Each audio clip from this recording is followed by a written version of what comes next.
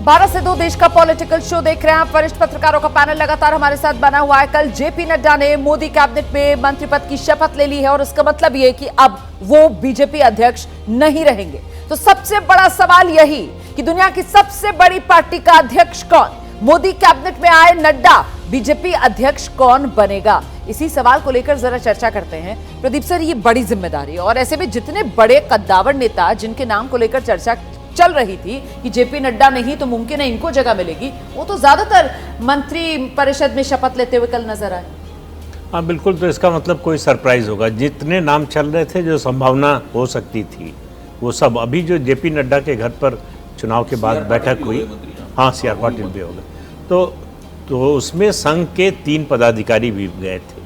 तो उसमें डिस्कशन हुआ, नाम पर हुआ कि नहीं मुझे मालूम नहीं, लेकिन संघ की ओर से ये कहा गया कि थोड़ा अपेक्षाकृत युवा को जो है बनाना चाहिए अध्यक्ष। 55 से 60 के बीच में उम्र होनी चाहिए, इससे ज़्यादा नहीं होनी चाहिए। युवा को जिम्मेदारी दी। हाँ, तो अब इसलिए जो है नया नाम जो चला है वो अनुराग ठाकुर का चल रहा है, क्योंकि उनको मंत्री नहीं बनाया गया। हाँ। लेकिन मुझे लगता नहीं कि अनुराग ठाकुर को इतनी बड़ी जिम्मेदारी मिलने वाली है, लेकिन कुछ भी हो सकता है। ये तय तो जो है वो अमित शाह और नरेंद्र मोदी को ही करना है कि कौन बनेगा। संघ का उसमें इनपुट जरूर लिया जाएगा कि बनाया जाना चाहिए किसको या किसको नहीं बनाया जाना चाहिए। तो इसलिए जो है अब कोई सरप्राइज कैंडिडेट ही सामने आएगा।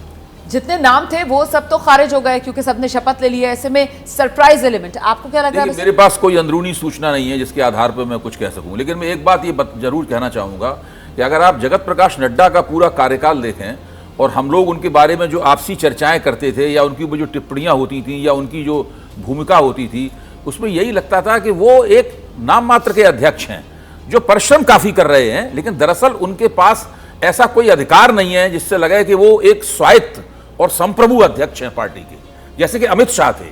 हैं? मुझे लगता है कि अंततः अध्यक्ष कोई भी हो, नाम कोई भी हो, उम्र उसकी कोई भी हो, स्वास्थ्य उसका कैसा भी हो, अंततः पार्टी की बागडोर अमित शाह के हाथ में होगी। ज्यादातर महत्वपूर्ण सारी बातें वहीं से निकलेंगी, उसका काम केवल उसको लागू करना होगा।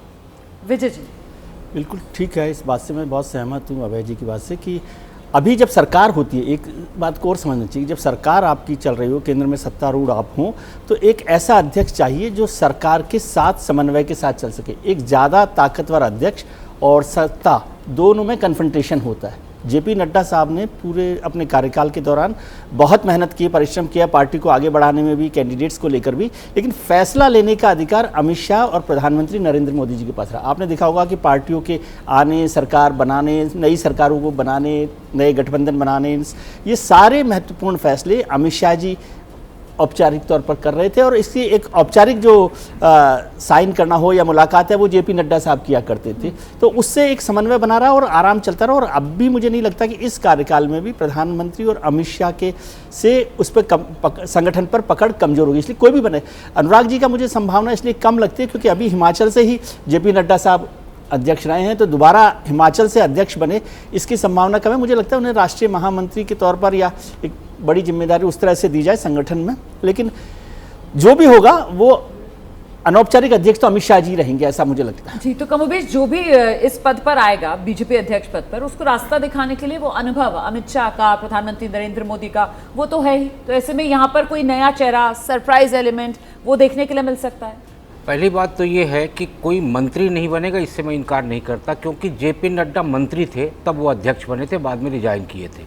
तो सितंबर अक्टूबर तक ये सारी प्रक्रिया होगी, क्योंकि अभी इनका कार्यकाल खत्म होगा, फिर चुनाव की अधिसूचना होगी, नामांकन दाखिल होगा, सब कुछ कागजी ही होगा पर एक प्रक्रिया के तहत होगा। तो नया अध्यक्ष सितंबर अक्टूबर तक जाएगा और उस दौरान यदि मंत्रिमंडल से भी किसी को बनाया जाएगा तो मुझे लगता है कोई बहुत बड़ी समस्या नहीं आएगी। नंबर 1, इस पूरे कार्यकाल में जो नया अध्यक्ष बनेगा, मुझे लगता है वो स्थितियां नहीं होगी कि पहले निर्णय लेने के बाद संघ को सूचित किया जाता था, अब संघ की सलाह पर ही निर्णय होगा, ऐसी स्थितियां निर्मित हो रही हैं।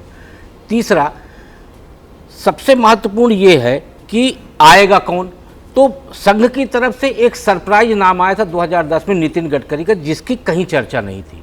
तो एक संभावना ये भी है कि यदि संघ के सलाह पर हुआ तो मुझे लगता है कि नितिन गडकरी जी जैसे एक सरप्राइज व्यक्ति भी राष्ट्रीय अध्यक्ष बन सकता है। मतलब आप ये कह रहे हैं कि जेपी नड्डा जब आए तो वो संघ की सहमति के बिना आए, फैसला लिया गया और फिर संघ को सूचित किया गया।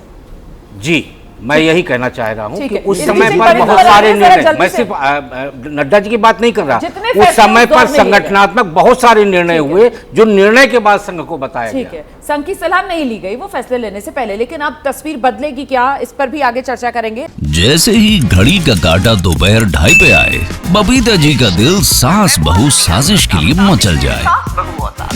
और ये है इनकी बहू, पूरे दिन ऑफिस की टेंशन हो जाए गॉन जब ये करें अपना फेवरेट शो फ्री टाइम पे ऑन।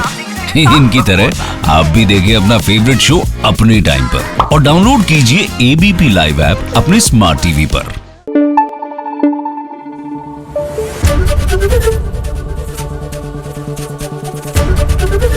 एबीपी न्यूज आपको रखे आगे।